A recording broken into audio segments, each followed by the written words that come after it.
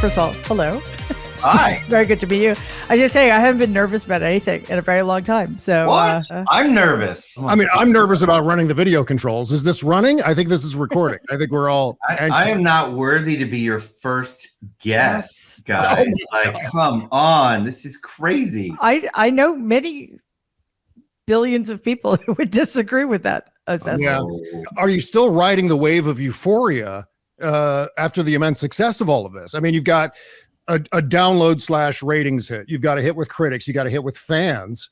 Plus, it's a saga that you're passionate about. I mean, you must be like acutely aware of how rare this is as a thing to happen. You know, it didn't. It was a slow burn for me. It was surreal because Twitter doesn't necessarily let you feel the success if you look at every corner in the universe, and I was in the beginning. So I didn't necessarily feel the success right away. Then I just left Twitter. And then I started to get a lot of calls around town from people in Hollywood, and started to take a lot of meetings from people who had watched the season, who I deeply respected, and were like really into it. and that's when it sort of dawned on me that maybe there was a lightning in a bottle here. And as that started to blow up a lot more, and then the IMAX screening was pretty seismic, and being in that room, and then being with the fans, and I mean, it was like Avengers Endgame with the cheering. Then it really started to set in, that there was something really special happening. And then things started to just trend on Twitter for weeks at a time. And that was extraordinary. But it's been surreal. And then, you know, hanging out with you two folks, and Bob, you talking about on your amazing show. I had friends texting me being like,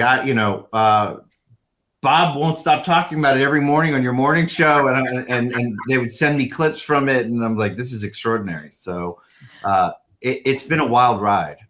It sounds a bit like your experience shooting some of the scenes. You know, you've talked about how it was almost impossible to be in the moment. Yeah. You know, when you're on Enterprise D with the entirety of the original cast of Next Generation, and you've got 2 days to nail what has been in progress for 6 months, with legends, how do you enjoy that? You know, when you're sort of white knuckling it. Little tiny moments, of, oh my God, Lord, you get to do this little, like, for just seconds at a time are extraordinary. And then you got to get to work. Now it's amazing. I saw, we're in the middle of a big writer's strike. Yeah. And I was hanging out with LeVar, was on the strike line. And, you know, now LeVar and I are friends, which is a weird thing to say. And we're talking about, we have aspirations to do it again one day, and we have ideas for things on that. And that's really fun to talk about. So, and we're going to see each other again at this Trek convention coming up, and we're all getting a dinner. So that's really fun. And we get to watch it. The finished product is when it's really, that's when I get the goosebumps. Actually seeing them on the bridge with the music and knowing we did it, and feeling that's the moment when I actually feel it, but not the making of it was difficult. As a fan, were you able to watch it afterward without seeing all the seams and the behind the scenes stuff? Were you able to absorb it as an entity in and of itself and enjoy it? Yeah. Not necessarily the first cuts. Sometimes the first cut would come together and you'd be like, oh, wow. Drew Nichols, my longtime editing partner, that goes back to my show 12 Monkeys, and my composer, Stephen Barton, my new composer, Freddie Weidman. When we started to put those pieces together, you don't see the production aspect of it anymore. You really do feel like it's Picard, it's Riker, it's those folks, and that all that stuff falls away, and you really do you feel like you're in the movie, and that really helps. So what was your first love in terms of all this stuff goes? I think we're all generally part of the same generation, coming up at around the same time. Was it your entree, was your gateway drug in all of this? Star Wars, Raiders, Ghostbusters, that sort of thing? Like, what was the first thing that you saw that said, you know what, this is my planet, this is my world? What was that first thing for you? It's hard, if it was the chicken or the egg here. It was, I was born in 75. So I always had the original series on. Mm-hmm. My dad always had that on. You grew up in New Jersey, right? So you're watching it on channel 11? PIX? WPIX, New York. Yep. Represented. Yes. Yes. You would know it well, wouldn't you? Yeah. I've read your book. Yeah. So it's the, it was that, and of course it was Star Wars, so, it was Sunday afternoons, with Star Trek. So it's hard to tell exactly where it began, but it was certainly those. Star Trek had the, certainly for your show, was the entry point for morality. For morality lessons, and for first interracial kiss and diversity right away, and so that was important.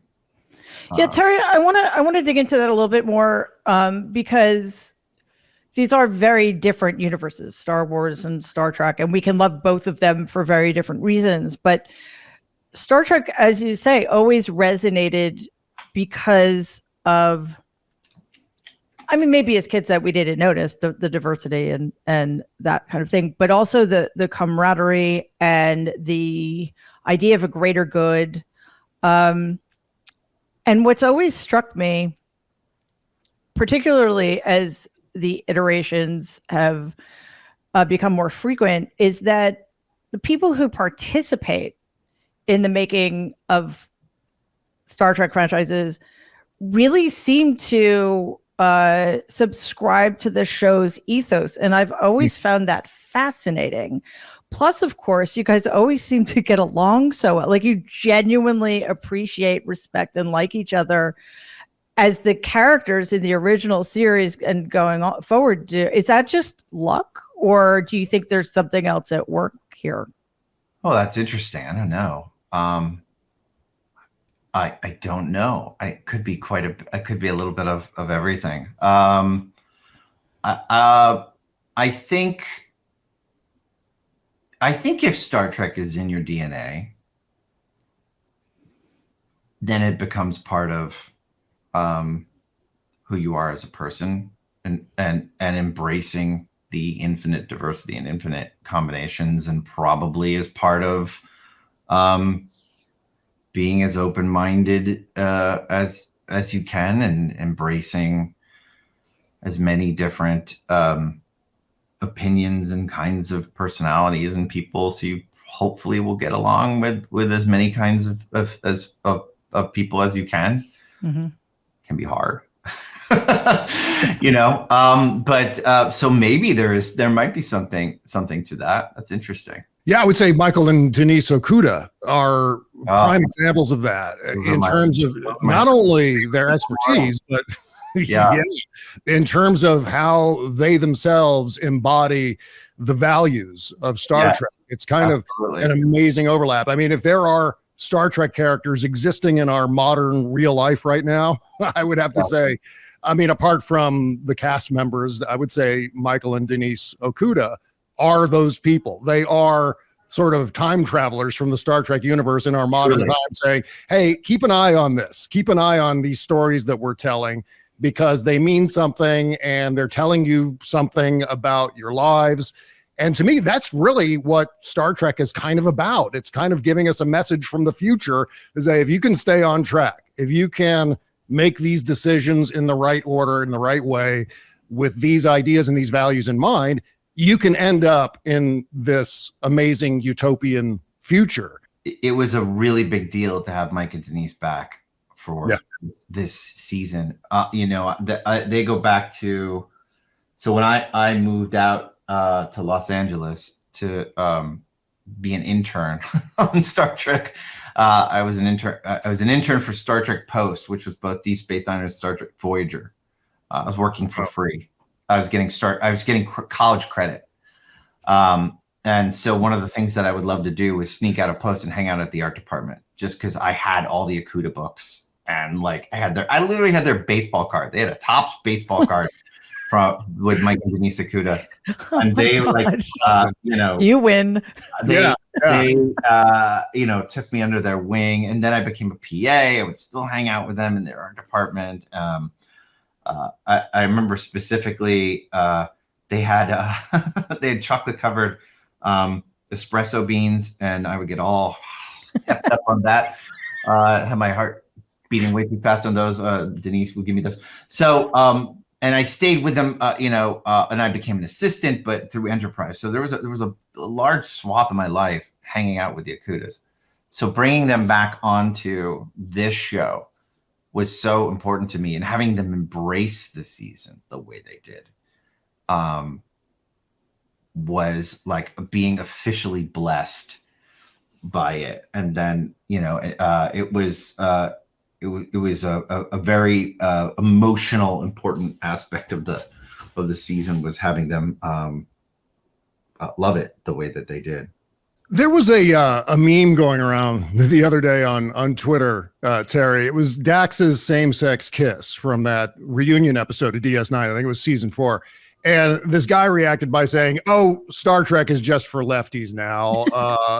Oh my God, it resembles San Francisco. I remember that part about it. Wait a second here. Wait till they find out where Starfleet headquarters is. Yeah. And I love that you called him a chucklehead, by the way. I love the Rickles reference. That was outstanding. Yeah. So, I mean, what doesn't he get about Star Trek? It seems probably just about every aspect. It seems like it. It is an odd thing to me that there are hardcore conservative Star Trek fans. It feels as though they missed almost every point of it. But I guess I'm glad that maybe maybe some of it will seep through. Like I have friends that are conservative friends. Like I don't ban my conservative friends. I don't kick them out of my life. I don't. I find that if there is a window of communication, then there is a window to get new ideas, and sometimes we find common ground, and there are ways, and so that maybe there is a way through different things to get new ideas. So maybe there's hope for us to find ways to talk, but it is surprising. It is often surprising that and some of these things that the Star Trek is woke is the other thing that is the new one that I'm just like, Star Trek is the word woke is almost driving me. Well, they can't define. A lot of people who use the word can't define. I've never used that word in my life, but those who use it most seem not to be able to define it. And I think Bob and I were talking about this the other day. Is it possible it's because things that used to be simply about equality and social justice have become politicized. So things that everybody used to want, at least theoretically, have fallen down on either side of a divide. And maybe we're just in this particularly challenging period of time when, the things that used to unite us as Star Trek fans, from regardless of what our politics are, kind of keep us apart, and that it's just a temporary situation, and we just need to kind of get through it and hope that that's going to stop being the case. I hope. Like, does the trailer for Empire Strikes Back come out today, and Lando Calrissian is considered woke? Like, right. Like, is that, I don't. That's insane to me. But but maybe, like, I don't. I really don't. I don't know.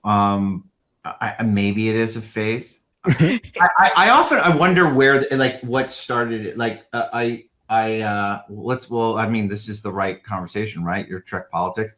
Like, was it the moment that they ran Hillary and Trump? Like, was it the moment we took the most polarizing candidates, and that the world sort of just went, into two? Or does it go back even farther? Like, I don't know at what point we started this incredible cultural divide. It feels like it was then, that at what point did the pendulum start to swing so far that everything started to overreact in every which way? I don't know. Yeah, I mean, I've kind of pegged that at about 1980, I would say, where Reagan's Republican Party kind of entered into this union, this coalition with the religious right. And at that point, that's when you start to get the culture wars inserted into politics. I mean, obviously, we'd seen pockets of it. But I mean, I have this theory about conservative Star Trek fans. I'm going to go back to that real quick. My grandmother used to see Liberace on TV and wonder, when is he going to take a wife?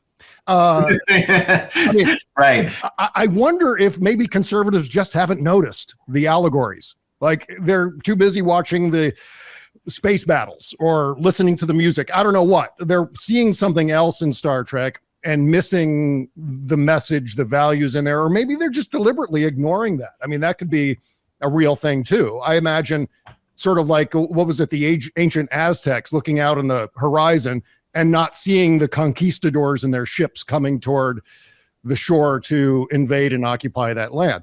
Maybe it's that. Maybe it's just this self-delusion. The counter argument that they hear is, I don't like to feel hammered over my head with it. Is the argument you hear. So where is the degree of hammering? Like, who measures the degree of what is hammered? I think what I found really interesting is that the original series, a lot of times, what they were willing to explore was about as subtle as William Shatner's reading of the Constitution to the Yang. Right. It's speaking of hammering, and oh my God, in a lot of ways, that's sort of the legacy of the show, that there is no pulling of punches, and people are going to be who they are. And one of the great things about Picard, I mean the whole show, but you see it even more in season 3, is the diversity, and there are all kinds of diversity, is so organic. Yeah. Right. And so first of all, kudos, because it's the most wonderful thing to see this world that is exactly as it should be.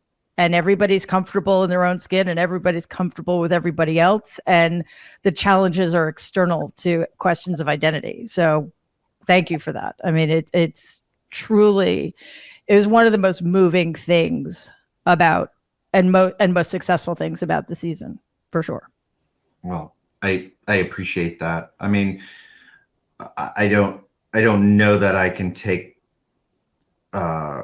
the most credit for that. You know, I think we try and do that with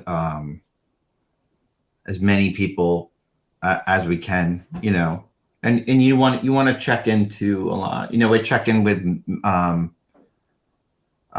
Michelle, heard a lot, always kept us honest too, not just with it's not just in front of the camera. We want to do it behind the scenes as well too. You know, there's many aspects that the film and television has failed behind the scenes as well. Yes. So and so we try and get that right as well.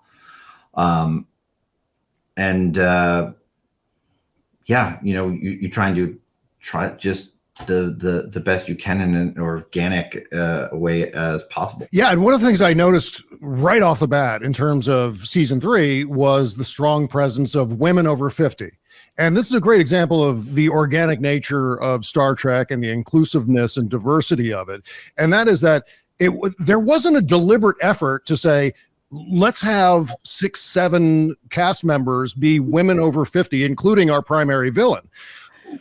But it was natural to Star Trek. And to me, that's why it's so confounding when people go, well, why are they trying to shove their politics down our throats? Well, it's not. It's actually something that makes sense in the universe. It's set up in this world. These are characters that we have seen. I mean, Michelle Hurd being a more recent character, but the rest of them by and large, well, and Amanda Plummer's Vada character also new. But I mean, by and large, the characters that we're looking at in this story of season 3, these are all established characters in the Star Trek universe, and then bringing them all together, suddenly that light went off over my head. I said, wow, that's an incredible thing. And it's so rare for that town, even now. By town, I mean Hollywood. It seems like it's a town that's still, even in 2023, resistant to casting women over even the age of 40 in many of these roles. And I think that's maybe a great example, Mary, of what you're talking about in terms of the organic nature of it. Yeah. Thank you. You know, I don't know what, you know, again, it's not my intention. The last show I did, 12 Monkeys, we ran 4 years, and I shared some of the DNA of the season, shared some producers as well. And we did the same thing. It starred amazing German actress Barbara Sukova, and a lot of same over 50 or older women too. I don't know if it just, we were all drawn to find that more interesting. Maybe because you just don't see it on television a lot, but we did the same thing, and we got a lot of the same criticism. I don't know if we just were drawn to writing a more matriarch story. I don't know. That's interesting. Something I didn't really consider until now. Same thing, villain too. The villain was very similar to an Amanda Plummer thing. But I think it's just because it is not the norm. It is something you don't see in big, large science fiction canvases like that, you know. I think Battlestar Galactica, I think probably, which is I think, you know, obviously I saw you're going to have Mary McDonnell on, which I want to bow before her. I was actually at the series finale screening. Oh my gosh. For that, and met her there, and I just wanted to I mean, that series to me is the end all be all. I totally agree. But that is a great example of can do no wrong in that regard. So I think maybe there's some of that. But I think it has to do with what you said earlier, that if you grew up in the Star Trek universe and you follow it, and you probably unconsciously, because, you know, again, I was really young when the rerun started. Like that's how I wasn't watching it, you know, when it was still on broadcast television. or not, that's not what I'm saying. When the first 3 seasons were ongoing, it was in syndication. And I just thought Lieutenant Uhura was like one of the coolest things ever. I didn't think about anything else about her except that she's this incredibly cool woman. Right. So you grow up with that, and it becomes normal. So you don't have to seek it out, when you're casting or when you're coming up with the storyline. It's just part of you as much as it's part of this incredible universe that Gene Roddenberry kicked off for us. 60 years ago now. It's incredible.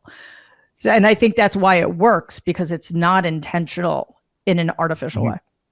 Well, that's the thing about Star Trek. You've got to be thinking on several different levels at the same time. I mean, I can't even imagine the whiteboard in the writer's room. And it had to have looked like, like that scene in True Detective where he's got the storage space and the push pins and the and the yarn connecting and the map. And I mean, the complexity of putting that season together was just immense. And this is, politics, culture, allegory aside. The process of doing that, where you've got an ensemble cast and they all have something that they need to be doing. They need to have individual arcs. They need to crisscross in some way. I mean, the process of breaking this season had to have been, I'm just watching this going, how did they do this? How did you get all of these puzzle pieces to connect the way it did? It is an extraordinary feat. It's lightning in a bottle. Where do you start in that process, and how do you get to that end point with all of these moving parts? Well, I think what most people don't understand is, and you see this a lot on social media, which is, well, how come they didn't blah, blah, blah? How come they didn't do this? Or why didn't they think this? Or did they think that? It's like, well, we might have, but you also didn't understand the time clock that we had. Which is essentially, you have 48 hours to write that script or develop that break. Yeah. While people are knocking on your door, while you have to be pulled away to edit, while actors are asking for their time with the story,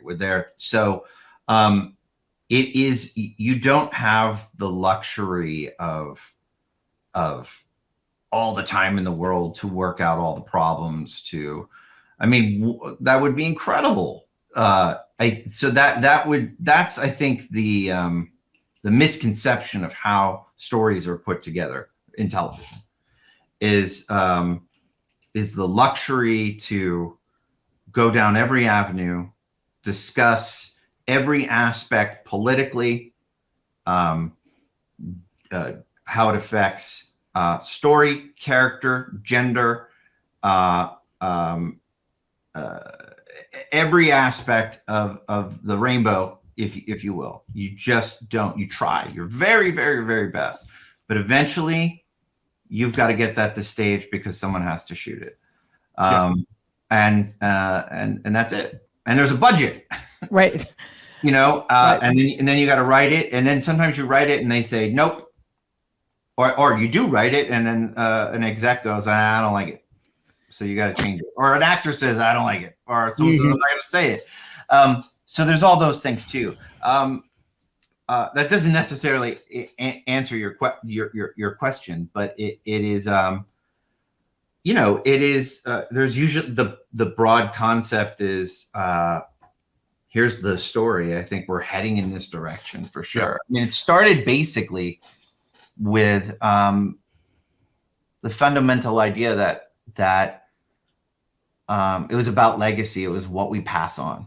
It was about what if Picard had passed on the worst part of himself to his son. That was the last story. And I was fascinated by that as a father. I look at my kid, man, you smile when you see the best traits of yourself. And then when you see the worst parts of yourself, you get like, oh my God. Oh yeah. Oh, it gets that from me. Yeah. And so that's always fascinating to me. So that's the core of it. And so that sort of dictated the whole story. And you do that with a room of unbelievably talented writers, and you flesh out that story as fast as you can.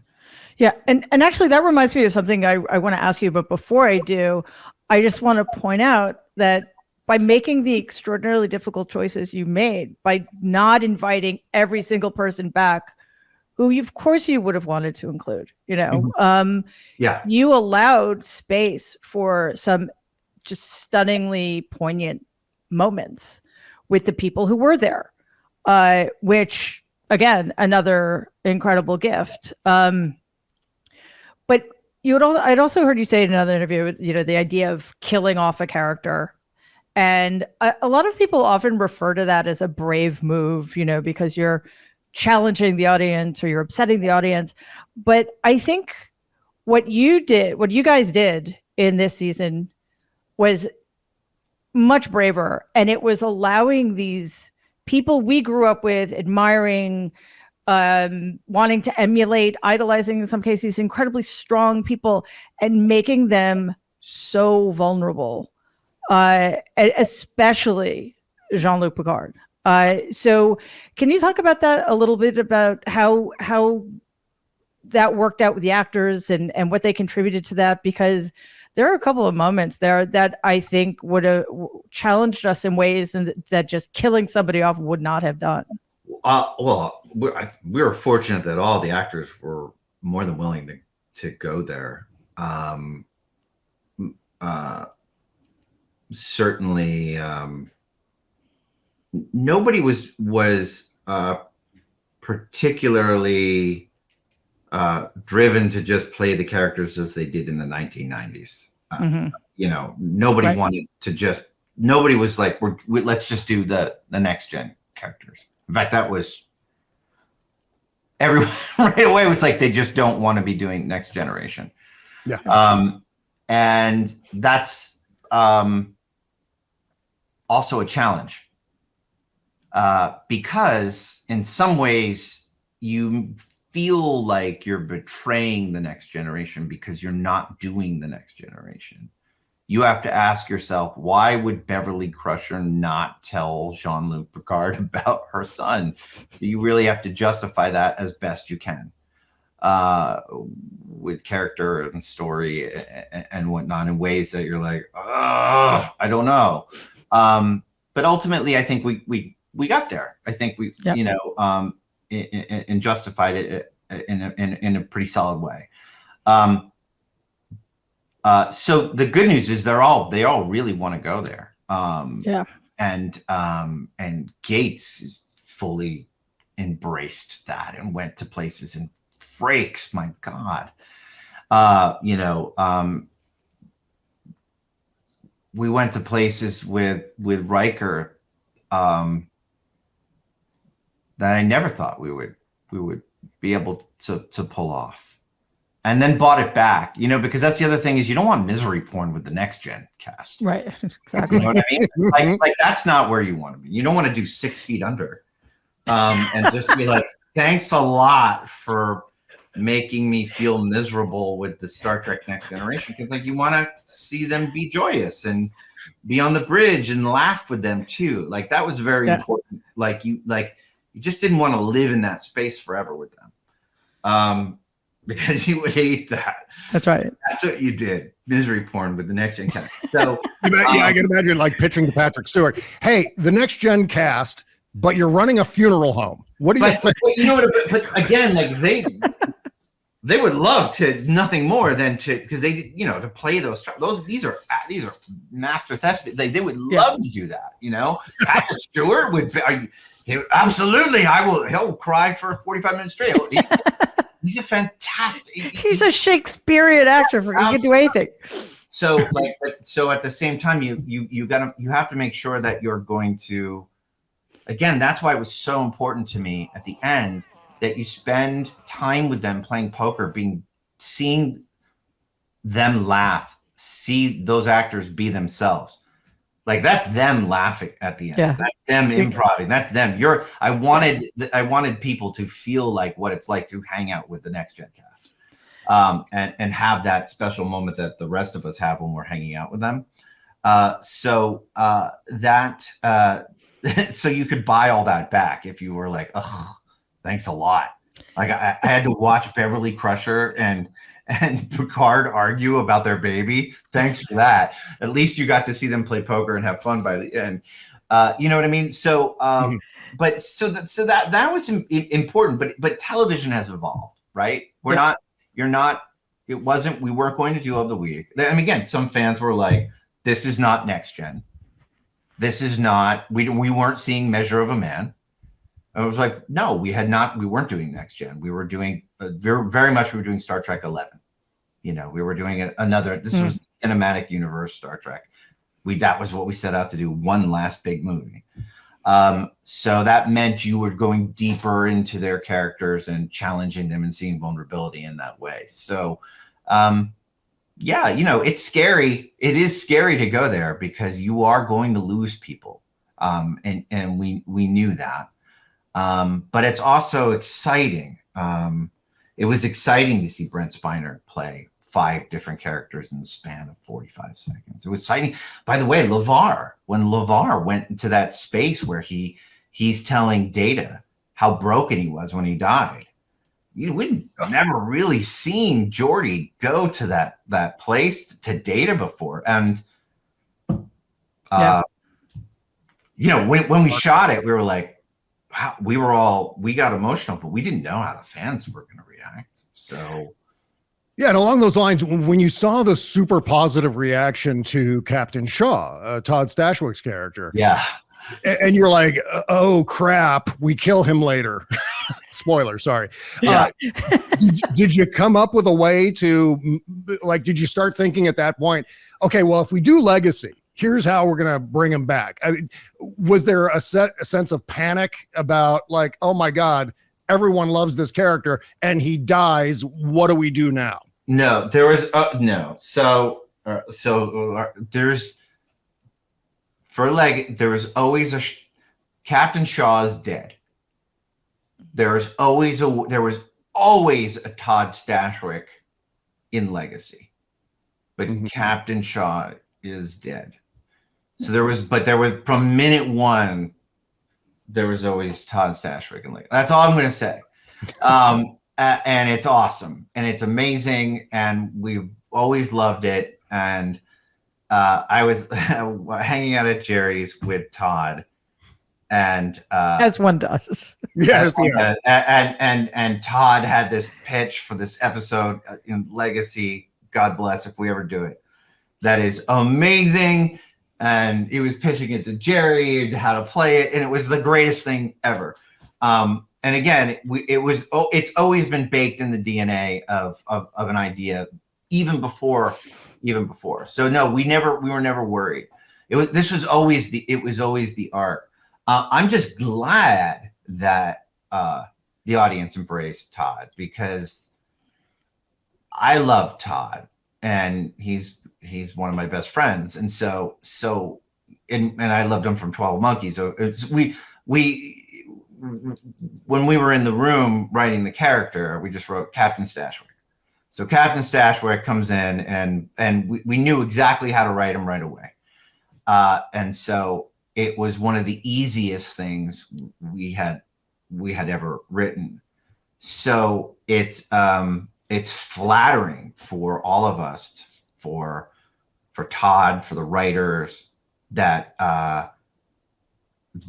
it has that they have embraced it. And then I don't know if you saw that, but they have announced this beautiful 12-inch action figure of him, this X6 thing, and it's going to be amazing. Like that. So that's so cool. That's the coolest thing ever. Yeah.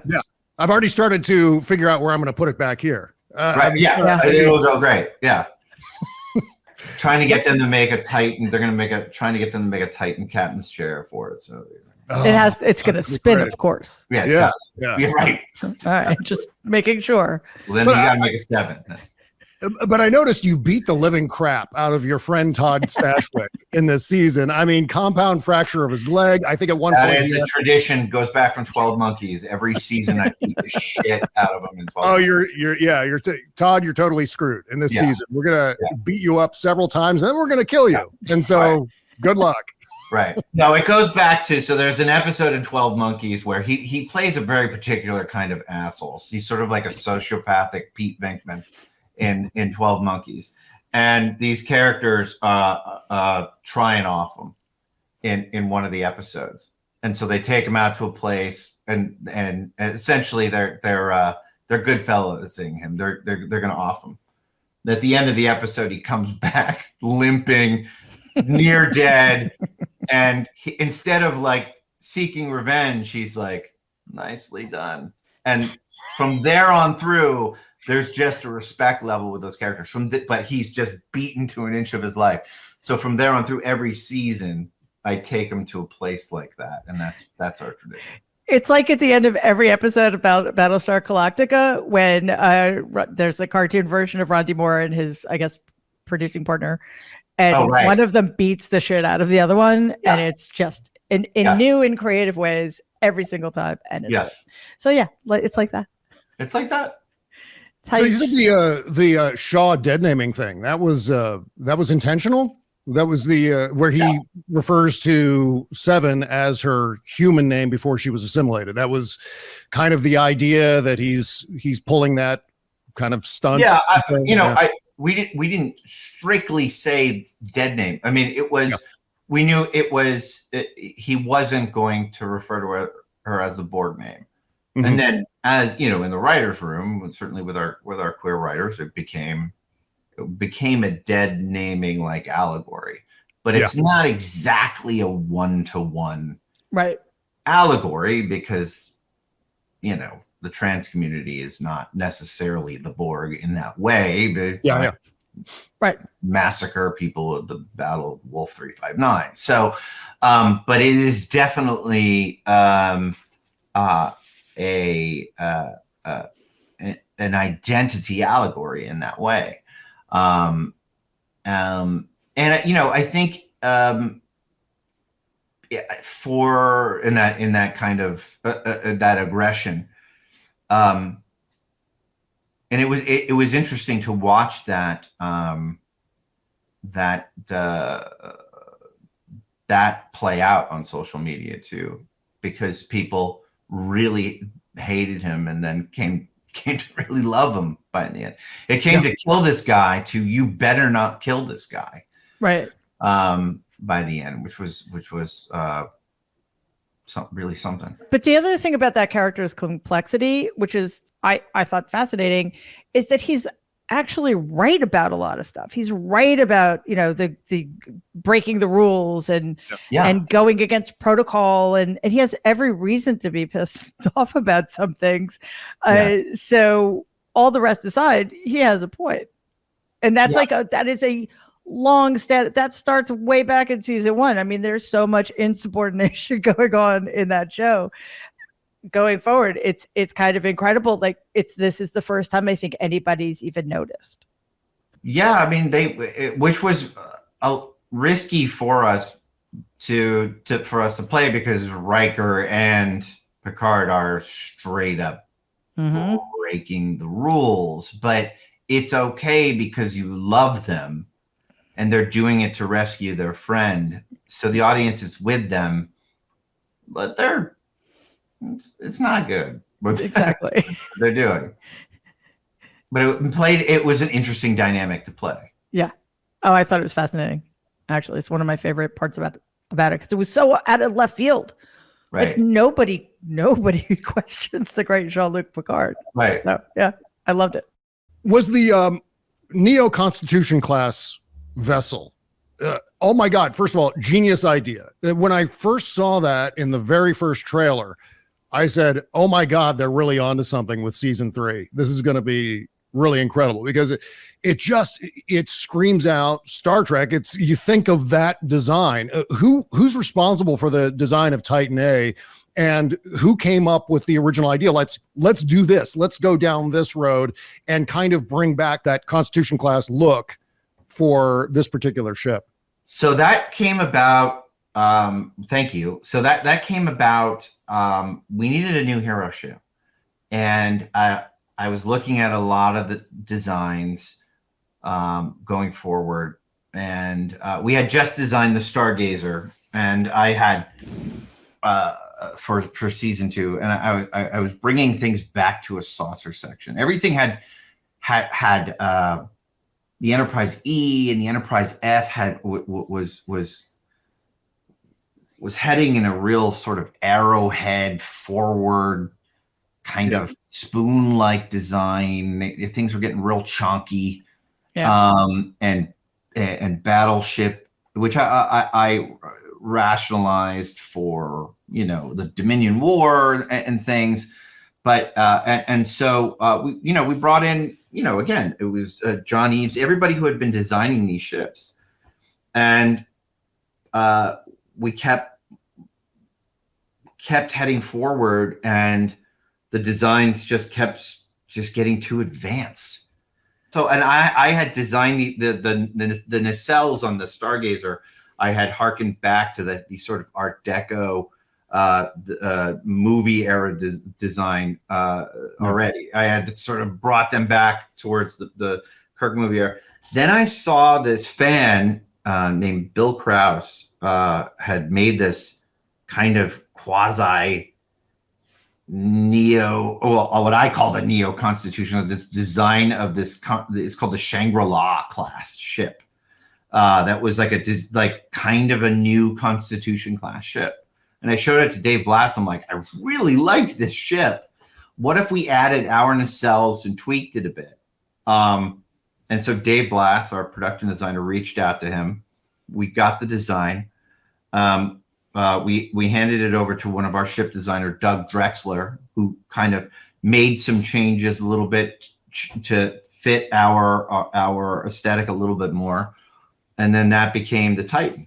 And then we rationalized a few design tweaks and why Starfleet might be going a bit more retro.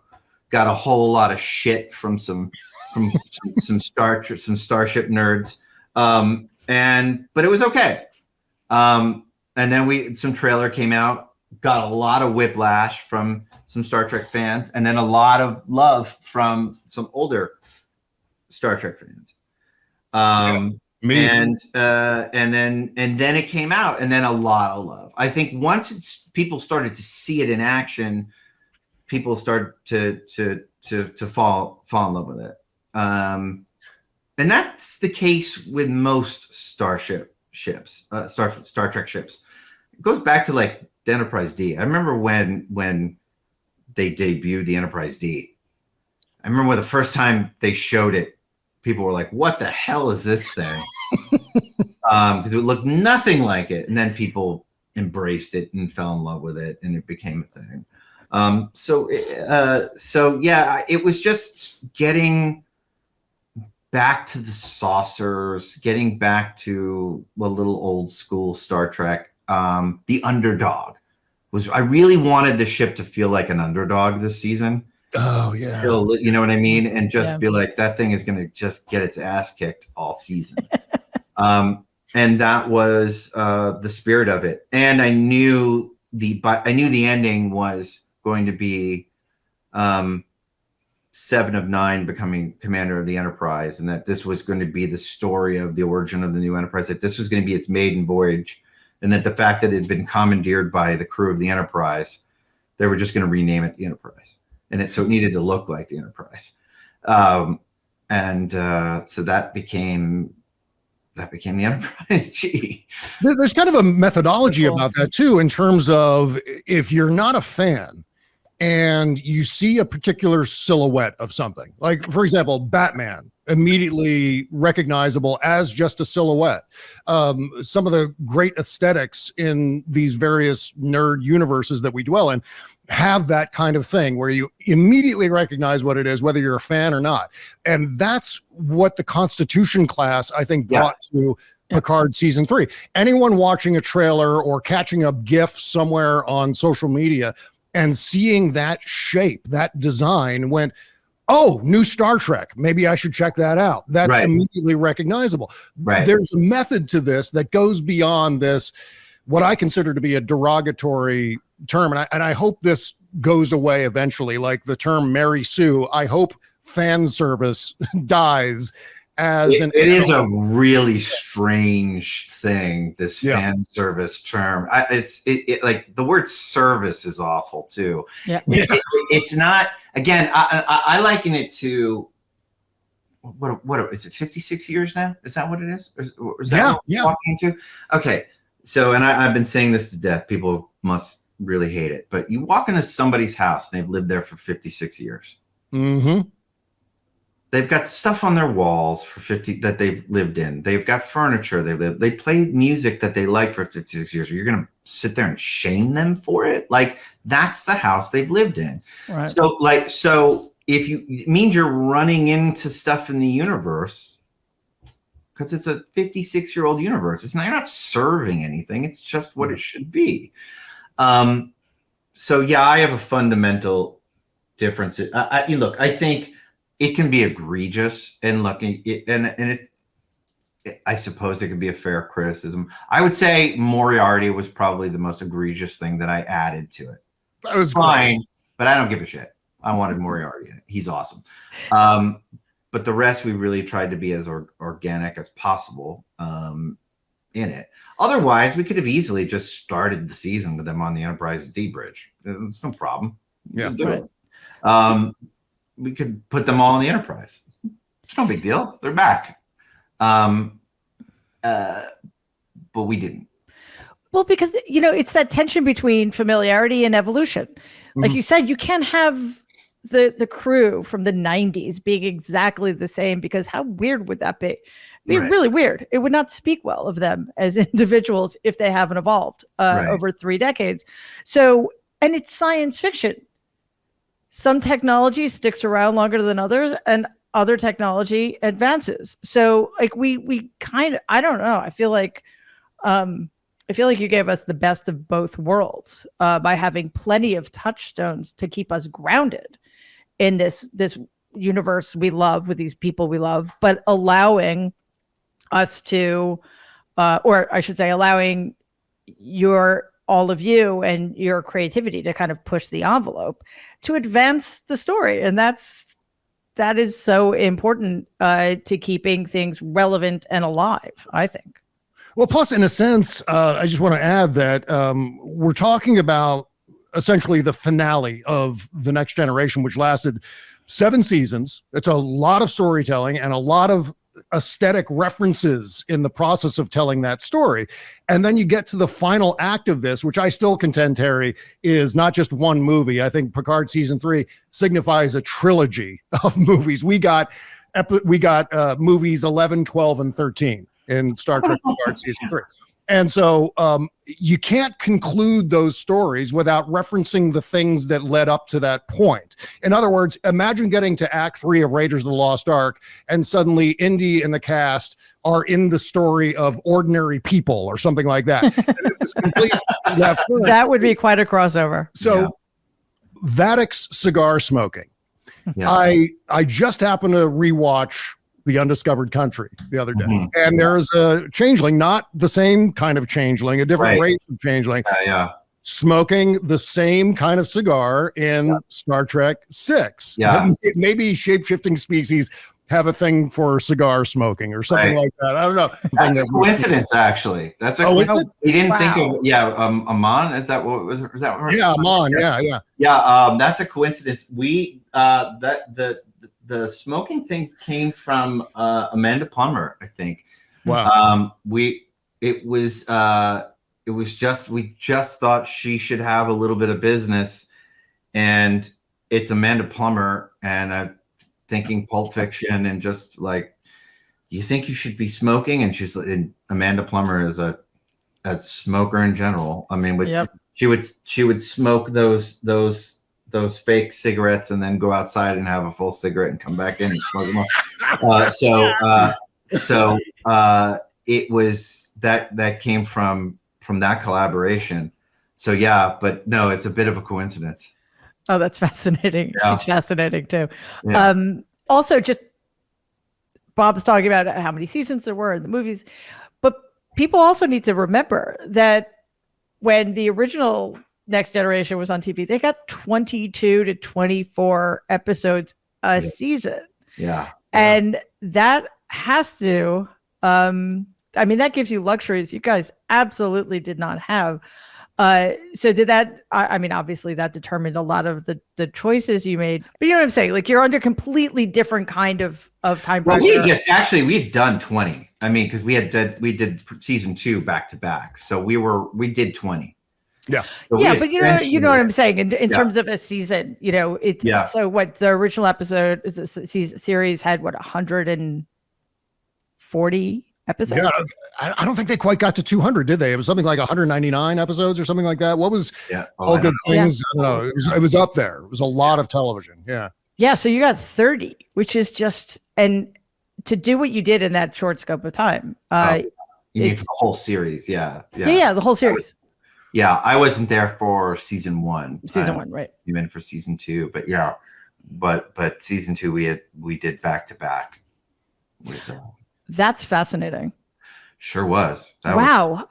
Okay, I'm so intrigued now because this is Mary Trump. Sorry. Mind blown. My mind is blown. Back to back. The next day, literally one day we're doing season 2, and then the next day we're doing season 3. Okay. How was that reset? That was impossible. It was hard. Yeah. Terry, how on earth did you pull that off? Because I nearly died. You never. Well, there you go.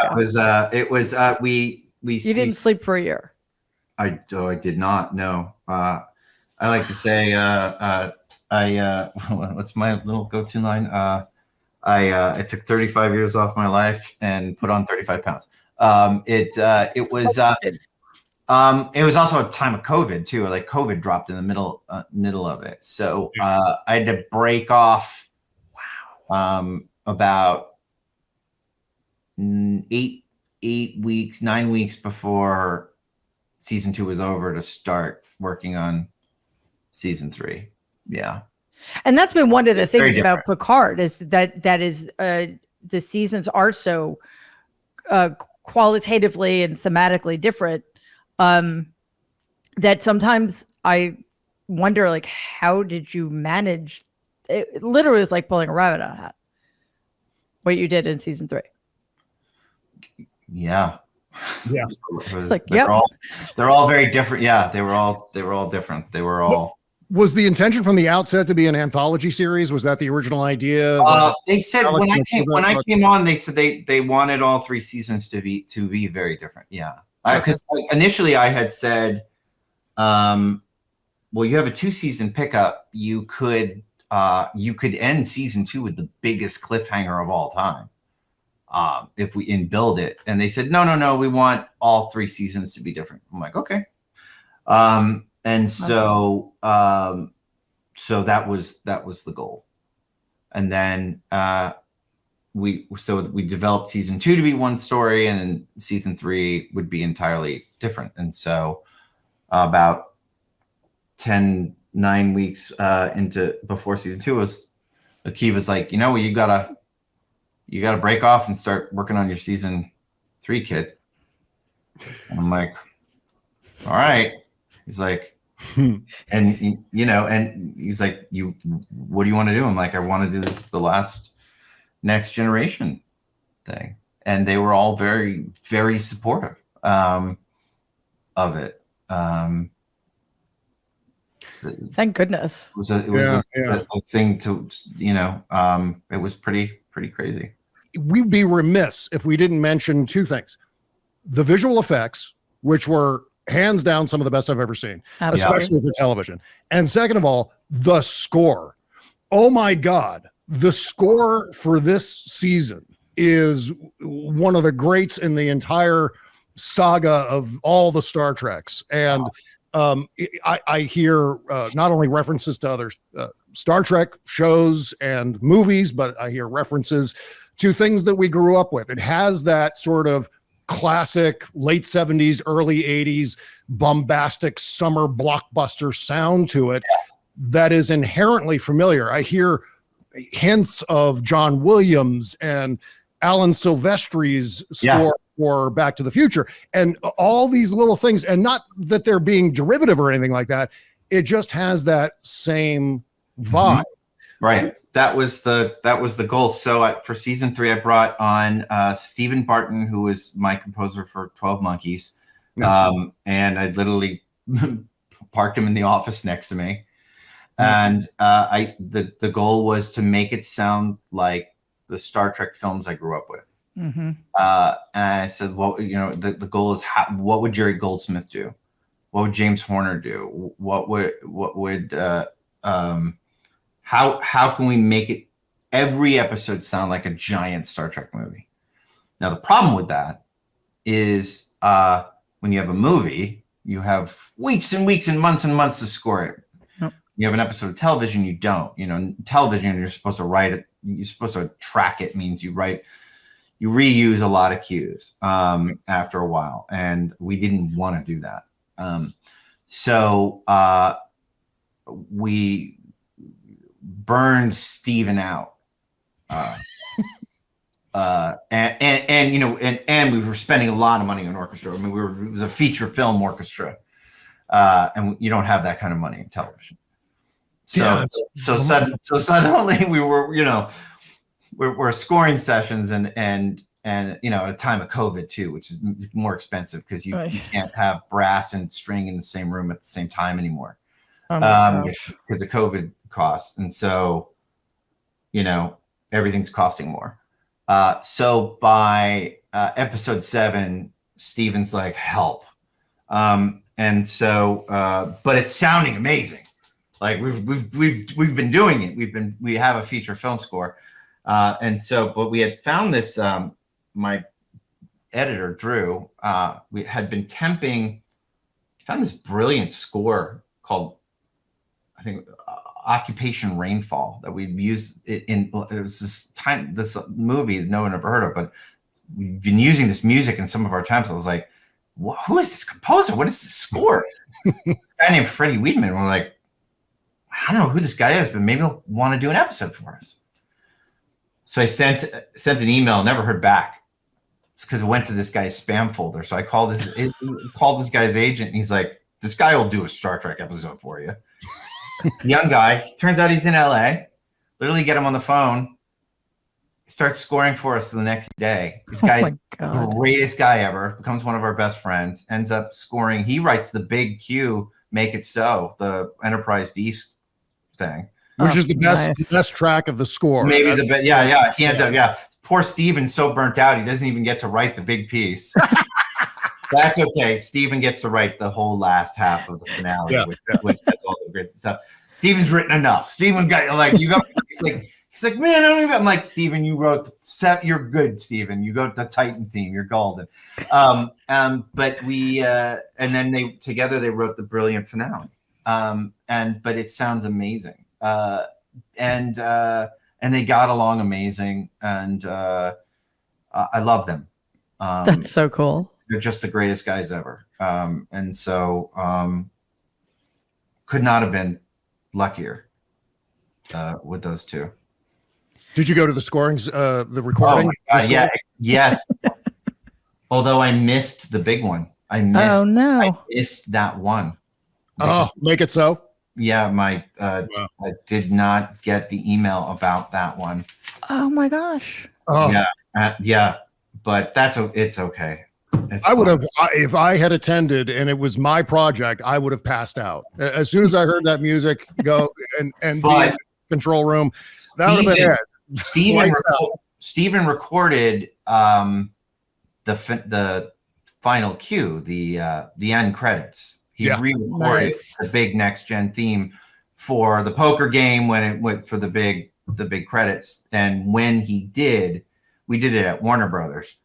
All of Warner Brothers came out there was a crowd listening to the Next Gen theme. Cameras everywhere. I mean, it was packed. And some of those players played on the Next Gen movies, played on First Contact, played on Generations, played on. Oh my gosh. Yeah, played on motion picture. Some of them played on motion picture with Jerry Goldstein. Incredible. That's amazing. Yeah, yeah. Is there something along the way that was just where you had to spend days, if not a week, to triage some sort of crisis? Was there something that just fell apart and you had to scramble to fix it in time? There's a few things. We almost didn't get Ed Spaliers. There was a visa crisis, and we almost didn't get Ed, and that would have. I mean, I don't think the season would have worked without Ed. I really don't. And there was no plan B. Was that because of COVID? It wasn't because of COVID. It was. Because COVID was, sorry. No, it was an embassy. It was an embassy thing. It was just a weird embassy hookup, or not hookup, a hiccup. And that was really bad. There was nobody who was going to be able to pull it off aside from Ed. Wow. And then at the last minute, I got a text from Ed. He's like, it went through. And it was, so that was great. There was an alternate episode 6 that we almost went down. That set us back a bit, where instead of the Fleet Museum, we went to a sort of a space pirate Tortuga area that was really interesting. With a Naomi Wildman was a character from Star Trek Voyager. It was a grown-up character that we went to. Episode didn't end up working, but we spent a lot of time on it. We broke the whole episode. Enterprise D, building that was a nail biter, because you're building a set from scratch that hasn't been around, and sourcing rugs and paint and things that have not existed. We were literally gluing that carpet on still from like when that cast was walking on still. That's you said 6 months it took? Yeah. The Queen's Borg Cube, we had a lighting day. We did a lighting test and it looked like Dagobah. It just didn't look like no way. It just didn't look right. It didn't look like a Borg cube. And luckily we came in on the weekend. We looked at it like, this doesn't look right. It doesn't look right. And we were able to fix it and looked amazing on the day. Things like that nonstop, actually. I mean, I could list 1,000 of them. My office is caught on fire. Oh my God. Minor detail. A giant electrical fire. We had to move to all new offices right in the middle of it. Jesus. Wow. Was there a lot of improv on the set? There's almost no improv. Wow. Yeah, I don't think very there's Kevin Smith of you. Yeah. I bet there can. No, I mean, we would have if anybody was going to do it, it would have been Todd. But they're just, I can't think of it. Oh, you know what was an improv line? Those were the days. Yeah. Patrick's line. Those were the days. I think was the F-bomb was his. In the it's still weird for me to hear Star Trek people swearing, and I'm not a prude by any stretch of the imagination, but it's sometimes like, what? You know, I connected this to canon, the obscenities. I connected to Star Trek 4. When I want to believe that the obscenities in the Star Trek universe reemerged because of Star Trek 4. Right, because they went back in time. Look, I didn't. I mean, Patrick just did it on the day because he was so in the moment, because him and Ed were so good in the scene. So I didn't see it actually until the cut, and I was like, "Whoa, that happened!" But again, and then even then, I was like, "Well, let's look at an alt." And then my editor and Johnny were like, "No, we're keeping it. It's too good." It was really good. And but it was good. And then but the other one was scripted with Amanda's, which was fucking solids. This is great. Can we give a round of applause to Amanda Plummer? Seriously. Forever.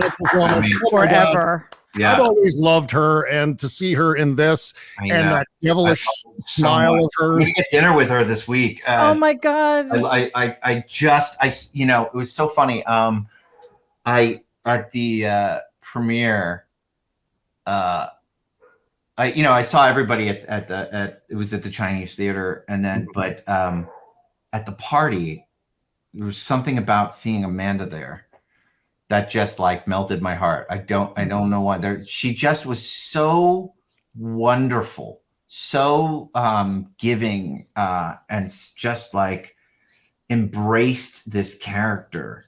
She just loved playing Vanek, just loved it. Was so giddy about it.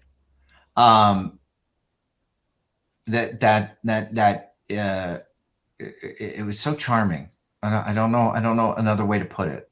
Did she feel as though she was channeling her dad in a sense from not really? She didn't bring up her father too much. The chair moment was a little bit, but not really. She just, I think there was a freedom to it.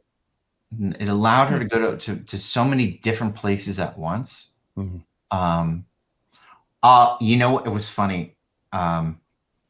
Every time during the screening, every time the Shrike was on the screen, she'd go, "That's my ship! That's my ship!" And she'd clap. She just in the way that you knew Vanek would too.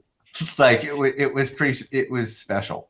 That's so cool to hear, because I just think she's a phenomenal actor, and she embodies her roles in a way that very, very few people do.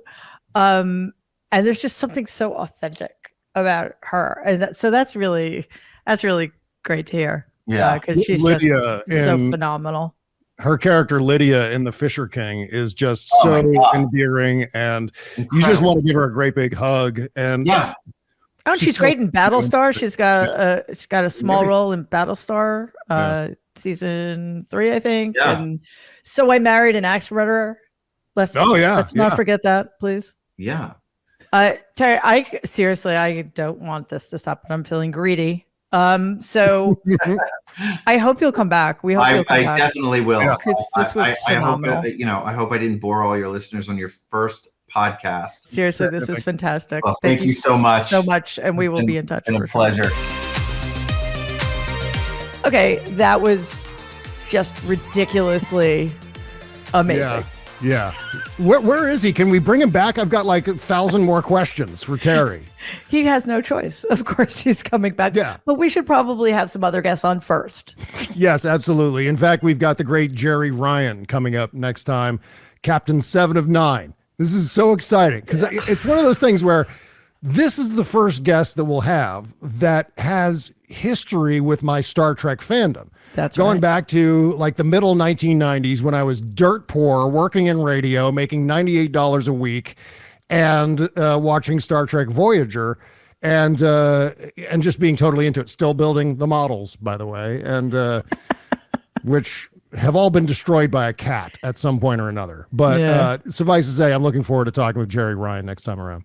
I cannot wait. I will be spitting in my chair in anticipation of that interview. She's fantastic in other things outside of Star Trek as well. Okay, well, I don't think our first show could have gone any better. This is my new favorite thing. Yeah. So, Bob, I'm thrilled that we decided to take what started off as a kind of off-the-cuff remark. Well, I was on your podcast talking about politics, politics, that we made it a reality. Yeah, it's an exciting thing. And it's such a great area to dig into, especially given our day jobs, so to speak. Sticking our face in the white hot plasma stream of American politics and then being able to take a break a little bit, talk about Star Trek. It's still kind of in our area of expertise, but it's something that's fun. It's like President Bartlett talking about national parks in that episode of The West Wing. Yeah, it's 3:00 in the morning, but this part's fun.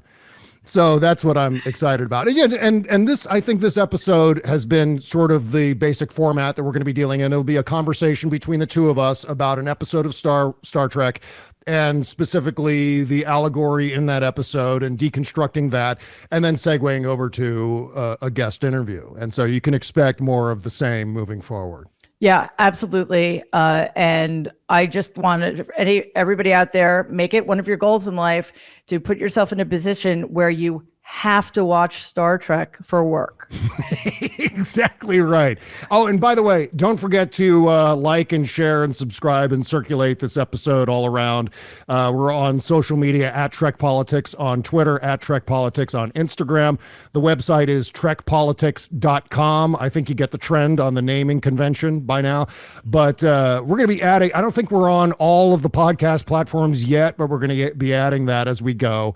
So be patient with us as we get this thing ramped up, but we should be running on all cylinders here coming soon. Running on all thrusters, I should say. Yeah, absolutely. All right, that does it for us. Thank you so much for being here. We will see you back next week at the same time with the phenomenal Jerry Ryan. Take care.